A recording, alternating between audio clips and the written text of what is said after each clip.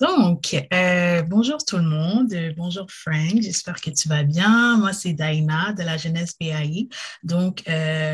Aujourd'hui, on va vous présenter un talk show qui va clôturer le mois de l'histoire des Noirs, comme on le connaît tout si bien tout au long du mois. Il y a eu plusieurs activités, il y a eu plusieurs talk shows, donc ça, c'est le mot de clôture. Et j'ai avec moi Frank qui va répondre à certaines questions. Je vais juste partager mon écran vite fait.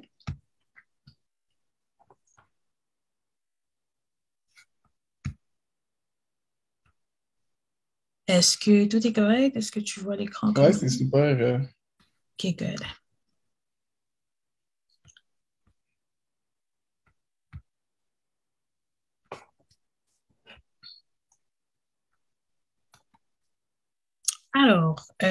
Avant de présenter Frank, je vais juste faire une petite introduction sur c'est quoi le mois de l'histoire des Noirs. Donc, le mois de l'histoire des Noirs, en fait, c'est un mois de reconnaissance, un mois de reconnaissance de toute l'histoire des Noirs. C'est un mois où on sensibilise la population à c'est quoi la réalité des personnes noires. C'est un mois où il y a souvent plusieurs actions très concrètes qui sont prises justement pour l'avancement, pour l'intégration des personnes noires dans les sociétés dans lesquelles ils se trouvent.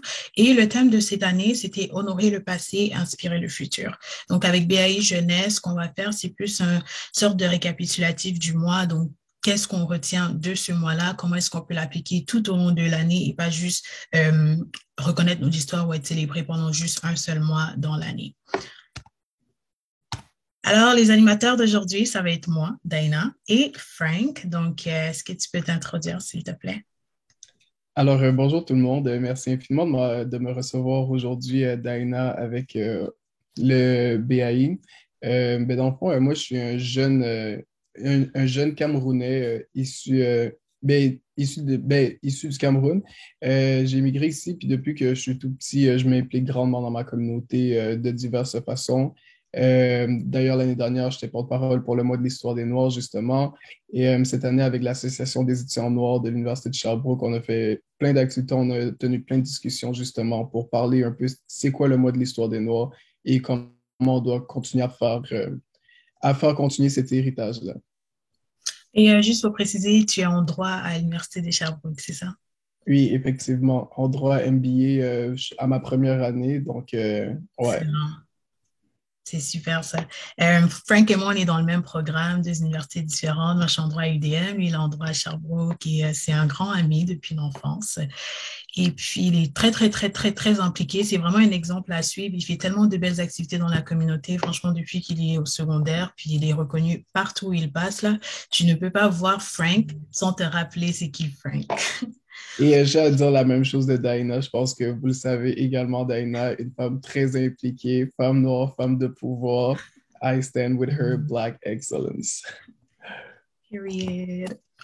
Donc, place à la discussion. Comment on va fonctionner? C'est que Frank, je vais te poser quelques questions et tu vas me Mhm. donner un peu c'est quoi ton point de vue par rapport à ce mois, ce que tu Good. en penses, si tu as des pistes à donner aux personnes qui vont nous écouter. Super parfait, pas de problème. La première question, qui est une question un peu évidente, c'est pour toi, en fait, qu'est-ce que ça signifie d'être un jeune homme noir, d'être une personne noire, tout simplement, au Québec, qui est une société qui se dit assez ouverte, assez inclusive, qui met beaucoup d'emphase sur le côté inclusif qu'ils ont. Mhm. Donc pour toi, qu'est-ce que ça signifie être un jeune homme noir dans une société comme ça? Mais je dirais qu'avant toute chose, c'est souvent comme, si je peux dire ça comme ça, c'est souvent comme un couteau à double tranchant en quelque sorte. Parce que des fois, de la même façon qu'il y a certaines personnes qui vont être ouvertes à découvrir ta culture, qui vont être ouvertes à en apprendre plus, qui vont venir vers toi, qui vont s'intéresser à toi, puis qui vont faire de la place pour toi, j'ai l'impression qu'il y a aussi beaucoup de personnes que dès qu'il commence à avoir un peu trop de personnes, justement, il commence à avoir comme cette sorte de xénophobie-là qui va souvent s'installer des fois, une sorte de crainte, justement, une crainte qui s'installe envers souvent les personnes noires, une peur de l'inconnu et tout ça. Mais tu vas voir, par exemple, dans des communautés où, par exemple, il y a souvent moins de noirs, on va Mhm. souvent remarquer qu'il y a souvent moins les personnes noires vont souvent vivre moins de complexes en tant que telles parce que les gens vont souvent aller vers eux parce que quand tu es tout seul dans une communauté où il n'y a pas des gens qui te ressemblent et tout ça, tu n'as pas le choix de t'ouvrir et aller vers les autres. Tandis que quand tu es dans une communauté où tu vois des gens qui te ressemblent, qui partagent la même culture que toi, vous avez souvent tendance à vous renfermer ensemble aussi, ce qui en soi est une bonne chose parce que ça vient un peu comme du désir d'identité de devoir comme rester avec des gens qui nous ressemblent, essayer d'être avec des gens avec qui on peut pleinement s'épanouir. Donc, c'est sûr qu'en soi, être un jeune homme noir au Québec, c'est un fardeau, mais je pense qu'il y a aussi des belles choses qui découlent de ça. Et un des problèmes aussi, c'est souvent que nos réalités ne sont pas nécessairement reconnues au Québec. Je pense que le Québec, c'est une des rares sociétés qui, déjà, entre autres, au Québec, nos gouvernements ne reconnaissent pas le racisme systémique et des choses comme ça. Donc, c'est des choses, c'est juste, des fois, oui, c'est une chose de vivre ton fardeau, mais c'est encore plus difficile de porter ce fardeau-là quand ton fardeau n'est même pas reconnu. Je sais pas si tu vois ce que je veux dire. Moi, ce que tu Donc, dis, c'est absolument vrai, surtout lorsque tu as mm, mentionné le fait que lorsqu'on est plusieurs dans un endroit qui partagent la même réalité, c'est sûr qu'on va se mettre un peu ensemble, on aura tendance à traîner ensemble. absolument. Et c'est justement ce qui se passe, c'est beaucoup à Montréal, ou dans des grandes villes un peu.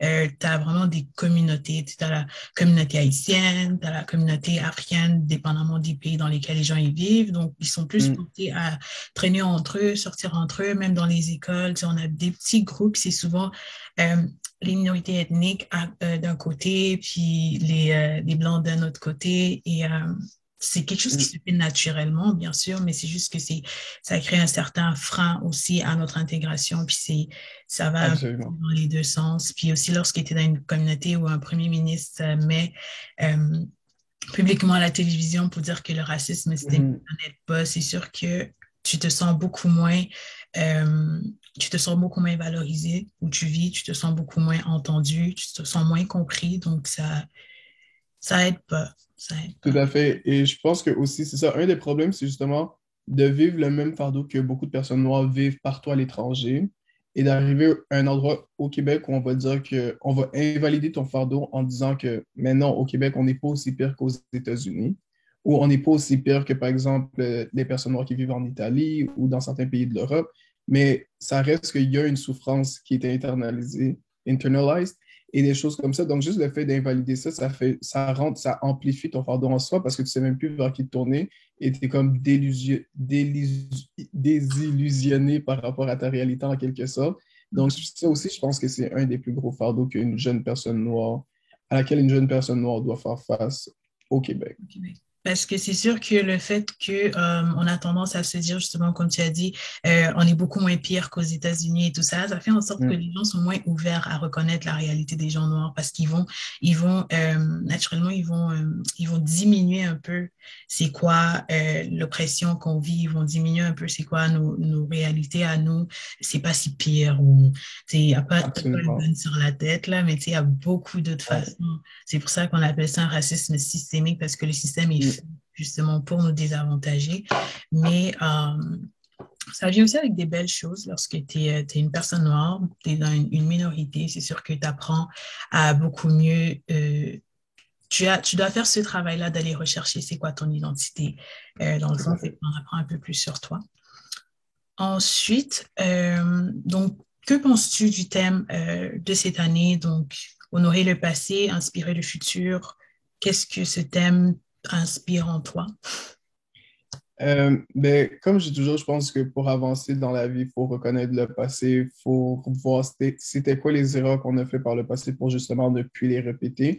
Et aussi, souvent quand on veut briser des stéréotypes, c'est important de retourner à la vérité originelle même, voir comment est-ce que les gens étaient avant, voir comment est-ce que les gens vivaient, interagissaient. Et je pense que lorsque, par exemple, ici même au Québec, on essaie justement de reconnaître le passé, on est capable de se dire que ah, on n'est pas moins pire que les États-Unis ou on n'est pas moins pire qu'un autre pays parce que nous aussi, on a eu nos torts dans l'histoire. Nous aussi, et pour beaucoup de personnes, je pense que juste dans nos livres d'histoire, on ne voit pas beaucoup passer l'histoire en noir dans nos livres d'histoire. Et il y en a beaucoup pour qui, lorsqu'ils apprennent qu'il y a de l'esclavage au Québec, pour eux, c'est comme un choc parce qu'ils se disent, mais non, c'est impossible, ça ne se peut pas, mais ça a existé.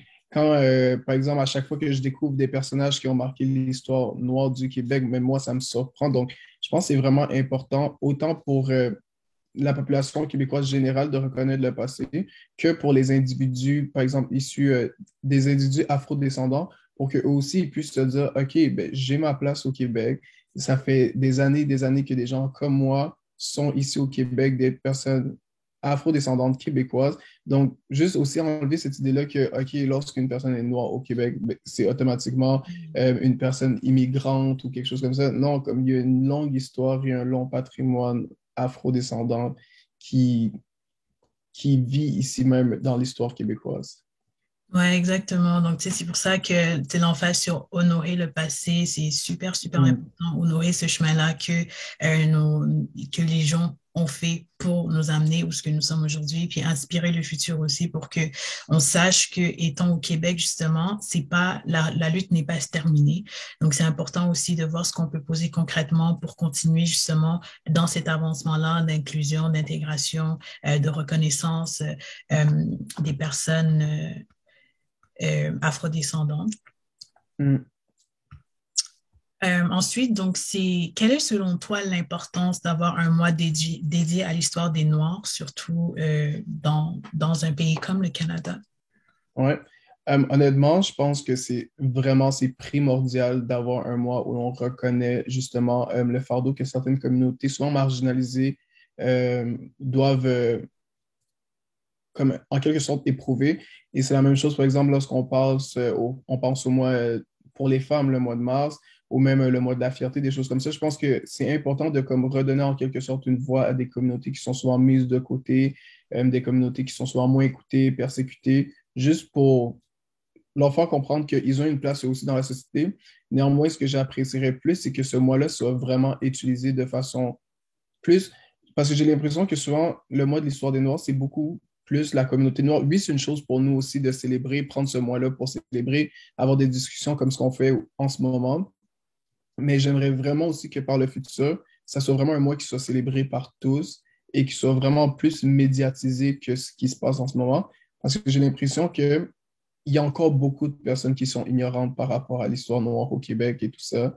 Donc, ça serait vraiment quelque chose de primordial, selon moi, qu'on continue à célébrer le mois de l'histoire des Noirs, puis qu'on le mette davantage de l'avant pour éduquer encore plus de personnes et aider encore plus de personnes à célébrer, parce que je pense que le mois de l'histoire des Noirs n'a pas l'ampleur qu'il devrait et qu'il mériterait d'avoir dans notre société Ça, c'est absolument actuellement. vrai. C'est absolument vrai, surtout dans les écoles. Tu sais, je me rappelle, Mm, lorsque j'étais au cégep, il n'y avait aucune mention du mois de l'histoire des Noirs à l'école, mais tous les jours, il y avait des activités culturelles ou des activités de toutes sortes qui se passaient à l'école. Elle était super, super, super active, mais aucune mention du mois de l'histoire mm. des Noirs. Même chose, les enfants, mon petit frère qui est en sixième année, il vient, il me dit, euh, pourquoi est-ce qu'on ne parle pas du mois de l'histoire des Noirs dans mon école? Il est au C'est primaire, ça. il reconnaît justement qu'il n'y a aucune Mm. mention de ce mois. Je trouve que le système d'éducation, il devrait faire plus attention de ce côté-là parce que c'est quelque chose que chaque année, il faut tout le temps qu'on aille voir l'école pour leur demander de faire au moins un petit truc ou Ouais. juste une petite mention, ce serait apprécié quand même. C'est ça. Puis je te dirais que même moi à l'université en ce moment, à part l'Association des étudiants noirs en droit, Mm. il y a pas eu d'énormes mentions du mois de l'histoire des Noirs dans notre faculté. Pareil pour Donc, tu vois, et même chose, et ce que je trouve fou, c'est que, comme j'avais dit, j'aimerais que ce mois-là soit vraiment plus utilisé, plus comme une façon d'apprendre et de grandir ensemble, plus qu'une sorte de, comment dire, un coup de publicitaire. Parce que, tu vois, par exemple, nous, l'Association des étudiants noirs en droit, lorsque le 1er février est arrivé, nos boîtes de messagerie, comme, honnêtement, étaient très pleines. Tout le monde voulait nous avoir en entrevue, tout le monde voulait. Mais tu voyais, puis certaines des entrevues qui avaient été données, il y avait quelques entrevues que le message était vraiment filtré et un peu en quelque sorte dénaturé pour en quelque sorte pousser un narrative qui n'était pas nécessairement comme le nôtre ou quoi que ce soit. Donc, tu voyais que le but pour certaines personnes, c'était vraiment en plus d'avoir quelque chose à dire pour Mhm. montrer leur soutien à la communauté noire sans pour autant s'en intéresser. Puis oui, c'est une chose. Nous, on a joué le jeu, on a donné les entrevues, mais en même temps, on trouvait ça vraiment dommage que ça soit juste pendant une période de l'année que tout le monde se tourne là tout d'un coup comme OK, la communauté noire. Puis que même là, quand on se tourne vers nous, ça soit pas nécessairement genuine, je sais pas comment dire en français, mais que ça soit pas réciproque ou Ça de porte façon pas vraiment comme... d'une intention réelle, ça porte pas de quelque chose. Exactement, exactement. C'est comme on avait une case à cocher, puis Et on justement, a coché c'est notre une case. conversation que j'avais eue avec une personne dernièrement. On parlait un peu avec des collègues à moi et c'était Mhm. vraiment sur le fait que on est dans une ère où, bien sûr que ça nous profite, nous, oui, mais on est dans une ère où les compagnies, les écoles, beaucoup de personnes essaient le plus possible de rentrer dans le cadre de je suis inclusif sans nécessairement l'être, juste de façon très, très, très générale, De pour se surface, là. donner une bonne air. Alors que Ouais. l'essentiel, ce qu'on veut, le système, il reste le même, mais c'est juste que pour se donner des coups de publicité, comme tu disais tantôt, ils vont beaucoup Mm. l'utiliser, ce qui des fois peut être un autre avantage, mais je trouve ça très blessant parce que euh, euh, ça vient un peu nous déshumaniser en quelque sorte, mais aussi ça vient diminuer les efforts qu'on fait parce que souvent, c'est pas les efforts qui sont reconnus, c'est beaucoup plus, tu sais plus, est-ce que j'ai été sélectionné parce que je méritais cette place ou parce que la personne avait besoin de remplir un quota d'inclusion, d'inclusivité, ou la personne avait besoin d'avoir au moins une personne noire dans la team ou quoi que ce soit. Ça amène souvent à, ça amène souvent, à des complications comme ça. Mm. En tant que jeune, mettons, nous, on est en droit, c'est sûr que ça peut très souvent nous affecter. Puis, euh, tu te poses vraiment, vraiment beaucoup de questions par rapport à la société. Est-ce que la société veut t'accepter Ouais. pour la personne que tu es ou elle veut t'accepter parce que ça paraît bien de t'accepter? Tout à fait, c'est ça. C'est tout le temps comme cette sorte de conflit. Puis même dans certaines communautés, justement, par exemple, je pense souvent à la communauté autochtone, on avait eu des discussions par rapport à ça aussi. Dans cette vague-là d'inclusion et tout ça, des fois, on va te demander coche ta race, comme ils disent souvent. Puis il y en avait quelques-uns pour qui ça devenait même gênant de cocher parce que tu disais, OK, si je coche ma race, entre guillemets, est-ce que ça veut dire que lorsqu'ils vont atteindre leur quota de personnes autochtones, on va pas me Arrêtez. prendre? Est-ce que c'est ça, comme est-ce qu'il y avait un quota d'inclusion et là, Mhm. dès que le quota va être atteint, ça va être fini pour moi ou est-ce que Fait que c'est souvent ce genre de petits messages-là que tu te dis, OK, pourquoi est-ce qu'on veut savoir c'est quoi mon appartenance Ça, ou c'est des trucs comme tellement ça. vrai. C'est C'est les comme parce que, tu sais, privilèges et tout. on veut un milieu plus inclusif, mais c'est comme si on pose toutes ces questions-là et qu'on veut vraiment un milieu inclusif, pourquoi après ça, quand je regarde l'équipe de travail, je ne me vois pas dans l'équipe de travail? Tu vois, Exactement. pourtant, je sais qu'il y a des gens issus de la minorité qui appliquent pour ces emplois-là et tout ça. Donc, c'est vraiment pour ça que des fois aussi, il y a une crainte par rapport à c'est quel genre d'inclusion qu'on cherche vraiment à avoir. Puis souvent, même pour la question d'inclusion, quand tu parles des formulaires et tout ça, tu te demandes, euh, ils marquent toujours en bas, tu sais, si tu coches si tu es une femme autochtone ou si tu viens d'une minorité visible, ils te demandent Mhm. souvent, ils disent souvent que c'est pour des fins de, c'est quoi le mot, la discrimination inverse? Quand tu favorises une communauté Ouais, discrimination positive, là. quand tu favorises une communauté qui est Mhm. oppressée. Mais souvent aussi, est-ce que c'est vraiment pour ça? C'est ça, ils peuvent aussi utiliser ça contre nous. Donc, c'est souvent des Yeah. réflexions comme ça qui ne font pas plaisir à avoir, mais qu'on n'a pas le choix d'avoir parce que on C'est nous a ça, ça traverse conditionnés à les l'esprit, c'est ça. avoir par rapport à la société dans laquelle on se trouve. Mm. Donc, je vais finir avec une dernière question pour toi. Euh, que devons-nous retenir de ce mois tout au long de l'année? Comment est-ce qu'on doit appliquer tout ce qu'on fait le mois de février? Parce que tu sais, il y a beaucoup d'emphase qui est mise dans le mois de février pour les initiatives envers les personnes noires, etc., etc. Donc, quelles actions concrètes est-ce qu'on peut poser justement pour les disperser tout au long de l'année et se sentir célébré, sensibilisé, se sentir apprécié tout au long de l'année?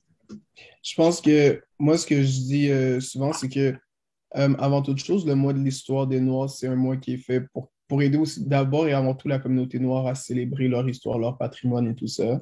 Donc, je pense que c'est important d'abord, nous-mêmes en tant que communauté, de se rappeler que on est une communauté riche, colorée, avec un éventail de qualités et de vertus, puis que ça, cette diversité-là qu'on a au sein de notre communauté et cette effervescence-là, on doit la célébrer au mois de mars, d'avril, mai, juin.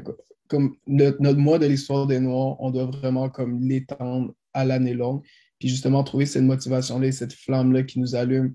Parce que tu vas voir souvent, dès qu'on va dire le premier mois de l'histoire des Noirs, il y a comme une fierté, il y a comme une étincelle qui s'allume en toi, mais ça, il faudrait vraiment qu'on ait tout le temps cette étincelle-là à chaque mois de l'année, chaque semaine de l'année. Et c'est vraiment comme ça qu'on va continuer à se propulser, puis avoir des discussions entre nous, avoir des discussions sur comment est-ce qu'on pourrait avancer en tant que communauté, autre chose, et vraiment penser à comment se faire une place dans la société plutôt que d'attendre des fois d'avoir une place. Ça, c'est très bien. Donc, merci beaucoup, Frank. Merci d'être joint à nous aujourd'hui. Ça va être tout pour les questions. On ne prendra pas plus de ton temps. Je vais continuer la suite. Ce n'est pas terminé, mais merci énormément. J'espère qu'on aura la chance de faire plusieurs autres débats comme ça ensemble. C'est toujours un plaisir de parler avec toi. Puis, passe une excellente soirée.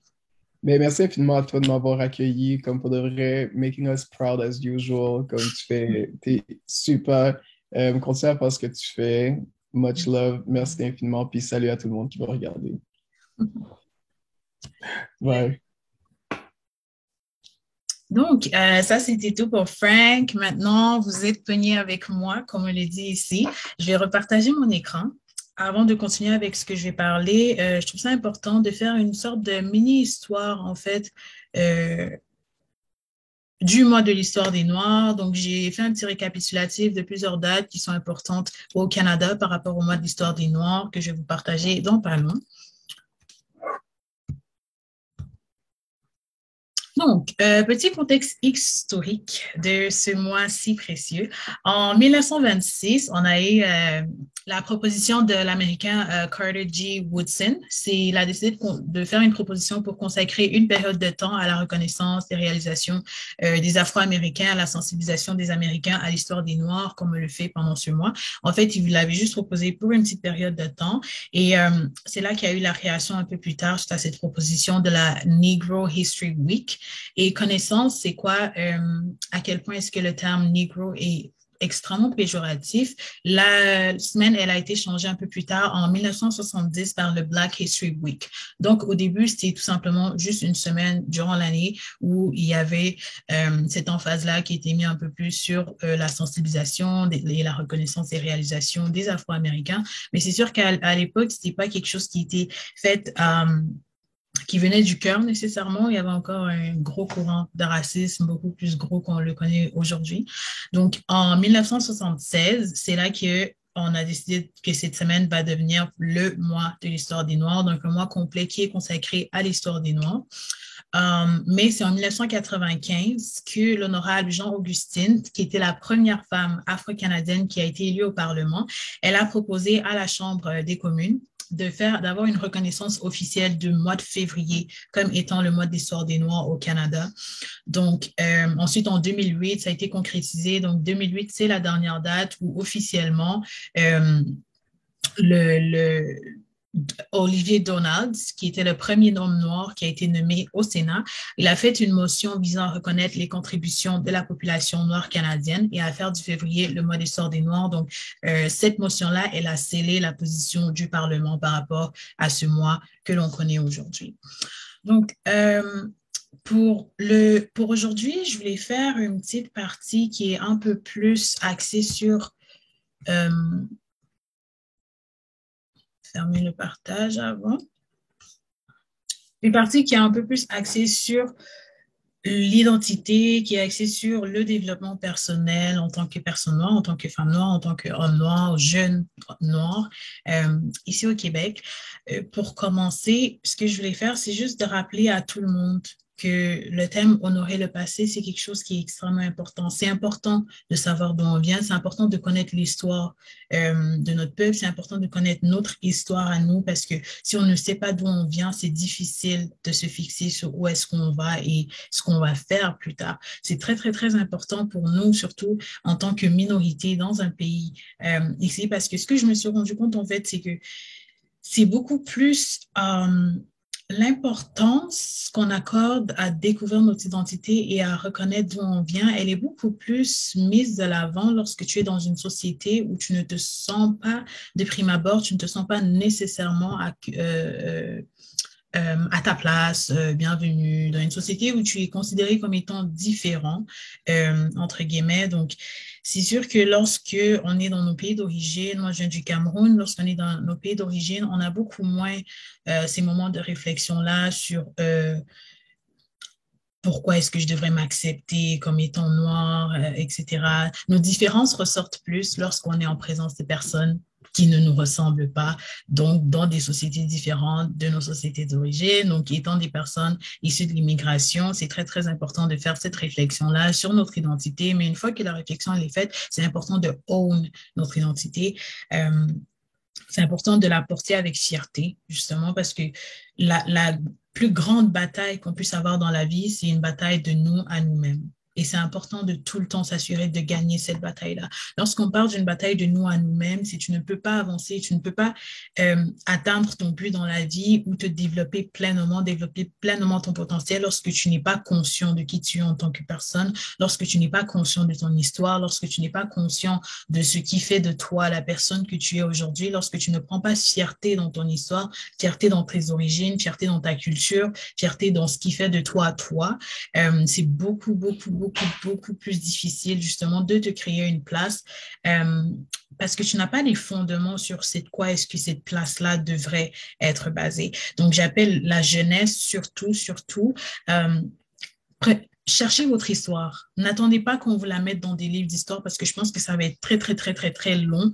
On dit souvent que ce sont les gagnants qui écrivent l'histoire. Donc, l'histoire que nous connaissons, on n'a on n'a pas nécessairement la confirmation que c'est comme ça que l'histoire s'est passée. On a une idée d'à peu près c'est quoi l'histoire du peuple noir et je trouve que c'est très important aussi de ne pas toujours axer cette histoire-là sur l'esclavage. Les Noirs ont existé beaucoup avant l'esclavage et ils vont continuer d'exister après l'esclavage. Donc, c'est très important de ne pas limiter notre identité, limiter d'où on vient à nous avons été victimes d'esclavage, nous sommes un peuple oppressé, etc., etc. C'est un lourd fardeau, c'est une lourde partie de notre identité, mais elle n'est pas tout.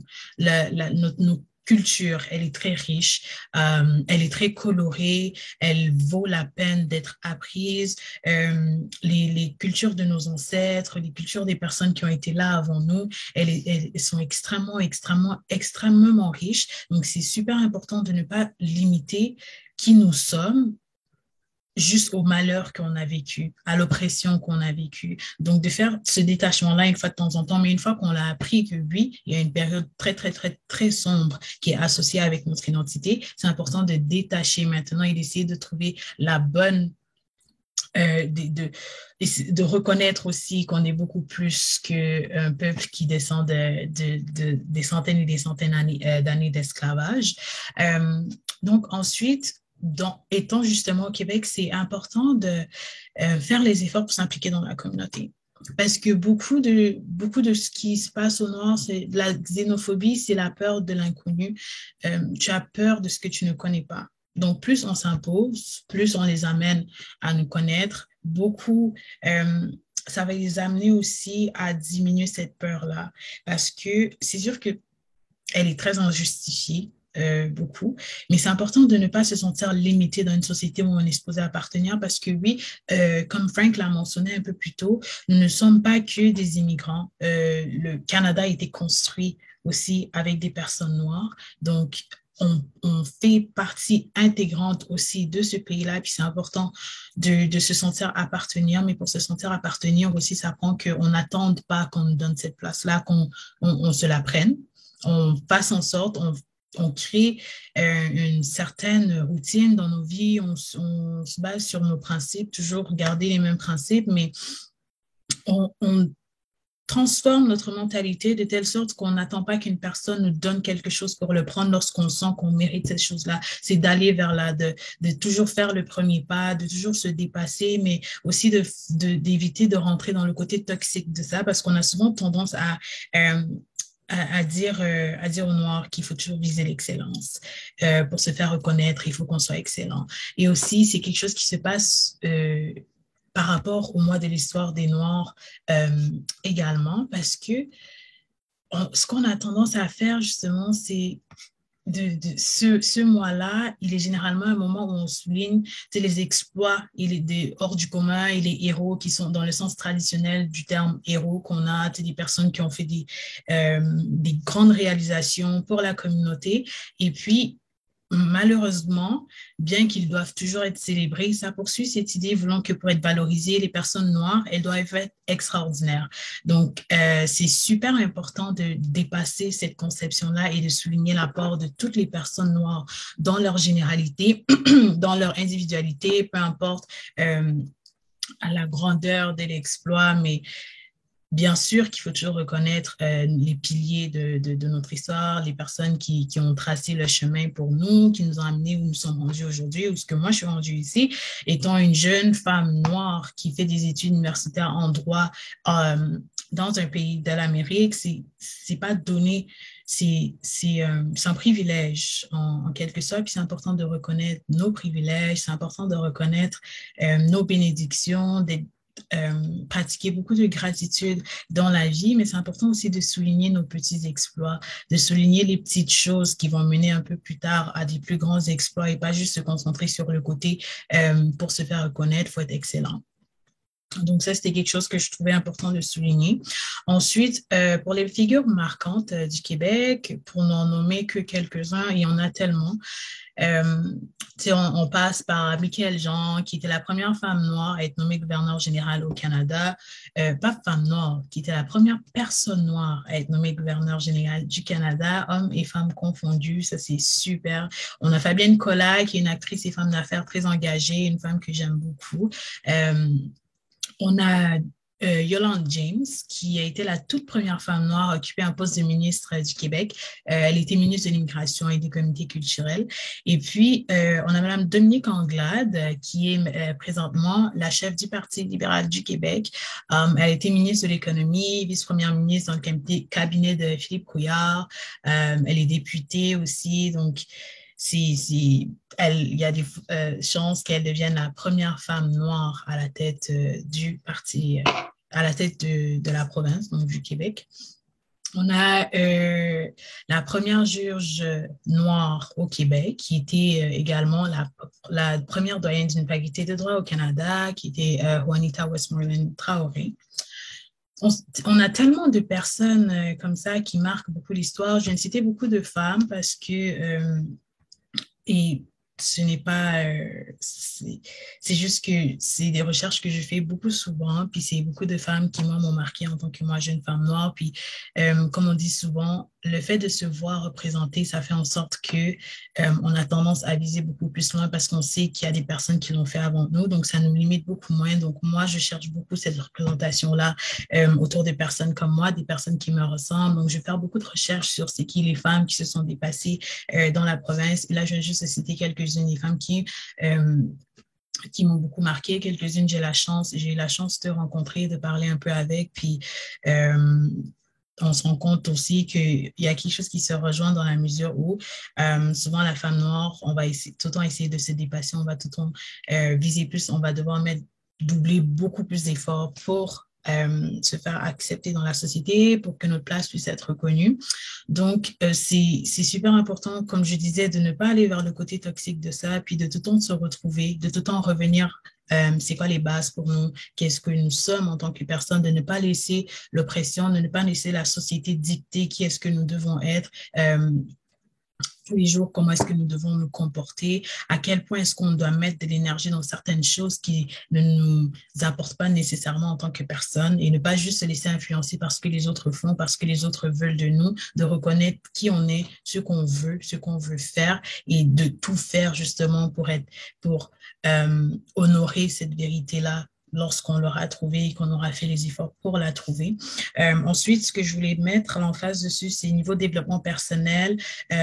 Tout au long du mois d'Histoire des Noirs et aussi tout au long de l'année, c'est important de lire des livres, écouter des podcasts, niveau des podcasts, comment on dit ça en français? Ouais, des audios, des podcasts. Regarder des lives, suivre des personnes qui vont nous inspirer, écouter des sermons et tout ça. Donc, peut-être des recherches. Il y a énormément de livres qui parlent de l'histoire, de notre histoire à nous, qui parlent de développement personnel pour personnes en tant que personnes noires dans une société, des personnes de minorité visibles, comment reconnaître notre place, comment rester euh, euh, vrai envers soi-même dans une société qui nous impose constamment une version de la vérité que nous devons adhérer, comment ne pas se perdre dans tout ça. Écouter beaucoup de podcasts le matin, c'est super important parce que et mettre beaucoup d'emphase sur la routine du matin parce que lorsque tu sets le temps pour ta journée, impossible que la journée ne se passe pas bien. Il faut que tu prennes contrôle de ta journée avant que les circonstances de la journée prennent contrôle sur toi et sur tes émotions. Lorsque tu t'arranges pour bien commencer ta journée, ne pas la commencer à la hâte, ça fait toute une différence dans ce que tu es capable d'accomplir et tu deviens beaucoup plus productive. Donc, c'est toutes des petites choses qu'on fait qui vont constamment nous amener vers la découverte de notre plein potentiel, mais c'est vraiment important de prendre le contrôle sur nous, prendre le contrôle sur nos émotions, sur nos journées, avoir une très bonne routine du matin, inclure des podcasts à l'intérieur, supporter justement toutes les personnes des minorités, les personnes afrodescendantes qui font énormément de belles choses, des poètes. Pour des personnes qui me suivent, des personnes qui me connaissent, savent que moi, j'ai un amour, une affection particulière pour Maya Angelou, qui a changé beaucoup de choses pour moi, qui a tellement impacté moi, ma perception de qui je suis en tant que femme noire lorsque j'ai eu à faire toute mon introspection, ma découverte, etc. Donc, ces femmes phénoménales, Still I Rise, c'est tous des poèmes que je prends la peine de lire au moins une fois par semaine, encore, chaque semaine, pour me rappeler la force qui vient avec mon histoire, pour me rappeler la résilience, pour me rappeler le fait que peu importe ce que la vie va amener sur notre chemin, nous avons cette possibilité-là de passer au travers des obstacles de la vie et toujours finir par développer notre plein potentiel, peu importe à quel point les gens veulent nous limiter et nous mettre dans un certain cadre.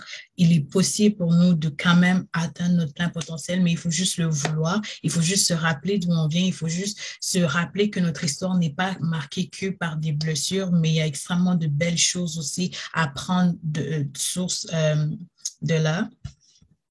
Donc, pour ne pas être très longue, c'était juste pour inciter les jeunes à écouter beaucoup, beaucoup de podcasts. C'est le 2 heures qu'on passe sur Netflix par jour ou par littéralement les 5 heures qu'on va passer sur les réseaux sociaux à juste scroll, juste monter, monter, monter, regarder des choses qui ne nous apportent rien. Juste prendre un petit 30 minutes par jour, 30 minutes sur 24 heures, là, c'est rien. 30 minutes, écoute un podcast qui va amener quelque chose dans ta vie, un podcast qui parle sur le développement personnel, un podcast qui parle sur les questions identitaires, lis un livre qui va amener quelque chose dans ta vie, qui va toujours contribuer à ta découverte de toi-même, qui va contribuer à ton développement de toi-même. Pratique la gratitude, pratique des affirmations. Je suis capable, je suis excellente, je suis belle, je suis choisie, je suis aimée. Tu pratiques des affirmations comme ça tous les jours parce que il y a quelque chose qui dit fake it till you make it. C'est fais semblant jusqu'à ce que tu finisses par y croire. Tu dois travailler ton cerveau à, à, à bien te voir parce que peu importe à quel point est-ce qu'on est capable de se mettre un voile pour que les gens ne sachent pas réellement ce qui se passe à l'intérieur de nous. C'est important de gagner cette bataille-là de nous à nous-mêmes. Et pour le faire, il faut que tu prennes le contrôle de toi tous les jours et que tu te dises que je ne suis pas esclave de mon propre corps. Tu ne dois pas laisser ton corps et comment est-ce qu'il se sent dicter ce que tu vas faire ou ce que tu ne vas pas faire de ta journée. Tu fais ce que tu dois faire, tu fais ce qu'il y a à faire pour atteindre les objectifs que tu t'es fixés et tu t'arranges de te mettre des deadlines qui sont assez atteignables pour que tu puisses atteindre ces objectifs-là. Mais ça passe par les petits trucs, ça passe par les podcasts. Les podcasts ont changé ma vie, la lecture a changé ma vie. Tous les jours, le petit 30 minutes, le petit 45 minutes que tu vas dédier au développement personnel, donne-toi 21 jours. On dit que ça prend 21 jours pour que le cerveau s'habitue réellement à quelque chose. Donc, donne-toi 21 jours, là, après, tu vas plus jamais rien lâcher. 30 minutes par jour pendant 21 jours, c'est vraiment rien demander. Au début, j'ai voulu proposer des livres et j'ai voulu proposer des podcasts que les personnes peuvent écouter, mais je me suis rendu compte que ça limite et c'est toute une question de personnel. C'est très, très, très personnel. On a beaucoup plus d'affinité avec un certain type de livre ou un certain type de podcast ou quoi que ce soit. Donc, je ne voulais pas biaiser. Et puis aussi, je ne voulais pas promouvoir un certain type plus qu'un autre. Donc, ça va être un devoir, ça va être une recherche personnelle d'aller chercher des podcasts qui vous parlent à vous-même, d'aller chercher des livres, en acheter deux, tout le monde, ce soir, commandez deux livres et donnez-vous comme mission de les lire. La discipline, c'est extrêmement important. La discipline, c'est la base de tout. On ne peut pas juste avoir des rêves, on ne peut pas juste faire des plans, ça prend la discipline pour justement se dire qu'on n'est pas esclave de notre propre corps et ne pas laisser nos émotions et comment est-ce qu'on se sent guidé, ce qu'on va faire ou pas. Qu'on le veuille ou qu'on ne le veuille pas, on sait, on reconnaît ce qui est bon pour nous et pour notre développement personnel et on fait tout pour le faire. Et ça prend de la discipline. Discipline, discipline, discipline, discipline. Je ne sais pas combien de fois est-ce qu'on peut répéter ce mot, mais c'est très important d'être discipliné dans la vie. Donc, pour clôturer le tout, parce que je me suis rendu compte que ça a été un peu long, j'ai pas pu parler de tout ce dont j'avais prévu, mais ce n'est pas grave. Tout ce que je voulais dire, c'est juste que le mois de l'histoire des Noirs, c'est un mois dont je suis très fière. Moi, comme j'ai répété tantôt, je suis une jeune femme noire en Amérique. Et je suis très fière de ma culture, je suis très fière d'où je viens. J'ai pris l'exercice de chercher justement qu'est-ce qui est associé à cette fierté-là, qu'est-ce qui est associé à cette culture-là. Et je prends énormément de fierté dans le fait d'être une femme noire. Peu importe les difficultés qui viennent avec, peu importe les barrières qui viennent avec, ça fait en sorte que je prends encore plus de fierté lorsque je réussis à accomplir quelque chose parce que je sais que ce n'est pas donné. Je suis fière d'être noire. Je suis fière d'être noire au Québec. Je suis fière d'avoir qu'on ait un mois dans lequel on est célébré, dans lequel les personnes sont sensibilisées à nos réalités. Mais par contre, ce que j'aimerais, c'est qu'on ne se limite pas qu'au mois d'histoire des Noirs. Parce que, par exemple, ce qu'on voit, c'est que le 1er février, tout le monde va poster. Tout le monde va souhaiter joyeux mois de l'histoire des Noirs. Dans la première semaine, les gens vont poster un peu plus concernant notre histoire, concernant nos reconnaissances, parler de plusieurs actions qui vont être prises justement pour améliorer la réalité des Noirs. Mais après une semaine un peu, ça commence à partir et puis plus rien. Tout le monde va à ses occupations habituelles et puis on oublie. Donc, la célébration du mois de l'histoire des Noirs, même s'il y a un mois concrètement, on peut faire la fête, c'est comme notre anniversaire, par exemple. On est célébré une journée, mais on s'arrange pour que chaque 365 jours de chaque année, on s'arrange pour faire quelque chose qui va nous bénéficier, nous, la personne que nous sommes, et on se développe quand même pendant ces 365 jours-là. Donc, c'est important de juste voir le mois de février comme peut-être le moment de faire la fête ou quoi que ce soit, mais que toute l'année longue, on pose des actions très concrètes et qu'on essaie le plus possible dans nos réalités. Et ça passe par des plus petits trucs. Si tu as remarqué que ton école n'a pas fait une mention du mois d'histoire des Noirs, ça prend juste qu'on ouvre les yeux à la direction souvent. Souvent, c'est pas qu'ils ont voulu mettre de côté, mais ça prend juste une seule personne pour faire une lettre, pour la poser et pour dire que tu aimerais qu'il y a plus de mesures qui soient mises en place. Et ça va te coûter littéralement 30 minutes de faire cette lettre-là. Donc, posez-vous la question, est-ce que votre école vous a célébré? Est-ce que votre école a fait une mention du mois d'histoire des Noirs? Sinon, allez voir l'école. Ça va prendre 30 minutes. Et puis, je vous assure que même si c'est juste pour bien paraître, ils ne peuvent pas refuser, peu importe ce que vous leur demandez, ils ne peuvent pas refuser de faire cette mention-là, même que ce soit de bon cœur ou pas.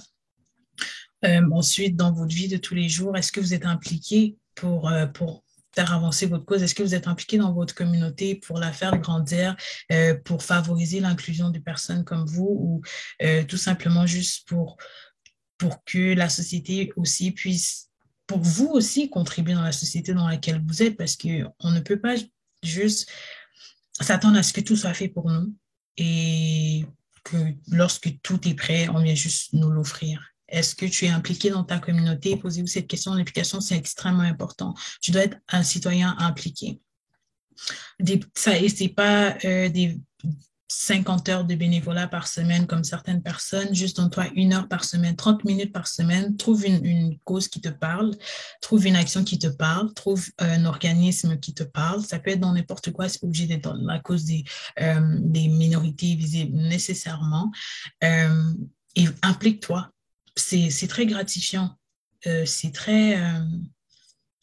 ça construit beaucoup la personnalité, ça construit beaucoup la personne de s'impliquer. Donc, juste arrangez-vous pour qu'à l'année longue, vous puissiez poser des actions concrètes pour vous-même, pour améliorer votre propre inclusion dans la société dans laquelle on est, au lieu d'attendre que les gens que vous ne savez pas ça va être qui, fasse ces actions-là pour vous. Éduquez-vous sur c'est quoi l'histoire des Noirs, sur c'est qui les personnes qui façonnent l'histoire des Noirs ici au Québec, qui se sont impliquées ici au Québec, parce que oui, on fait partie de l'histoire du Québec. L'histoire des Noirs, c'est l'histoire de l'Amérique également. Donc, aller faire ce petit effort-là pour s'informer, sincèrement, ça va prendre 1 heure de recherche. Il y a tellement de petites choses qu'on peut faire tous les jours que c'est pas nécessairement on vous demande pas d'ouvrir une fondation, d'ouvrir un organisme, mais de juste par quelques petites actions concrètes que vous insérez dans votre programme ici et là, que vous n'allez même pas vous rendre compte parce que le 1 heure de bénévolat par semaine, là, 24 heures fois 7, ça fait, laissez-moi calculer, juste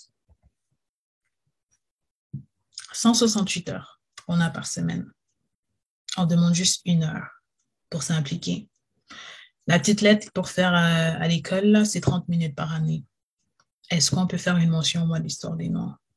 La petite activité que tu vas faire, ça va te prendre juste pendant le mois d'histoire des Noirs, mettons juste 1 heure de plus par semaine pendant juste un seul mois dans l'année. Il y a tellement de petites choses qu'on peut faire, mais qu'on ne fait pas par paresse ou parce que on n'a pas fait l'effort d'aller chercher les ressources qui s'offrent à nous, mais comme il faut être proactif dans notre futur, il faut être proactif dans notre découverte de notre identité, il faut être proactif dans ce qu'on demande à la société. C'est pas juste de poster comment est-ce que le gouvernement était injuste, comment est-ce que le gouvernement n'a pas reconnu notre réalité, mais maintenant qu'ils n'ont pas reconnu, maintenant qu'on vit ces injustices-là, qu'est-ce que nous, en tant que personnes, qu'est-ce que nous, en tant que citoyens d'une communauté, d'une société, on va poser quotidiennement pour remédier à ce problème-là. On ne peut pas juste attendre que ce soit les autres qui viennent nous sauver. Et justement, la raison pour laquelle c'est encore plus important de travailler sur nous-mêmes, parce que tu ne peux pas présenter une image de force lorsque tu ne crois pas nécessairement en cette force et en ce potentiel que tu as.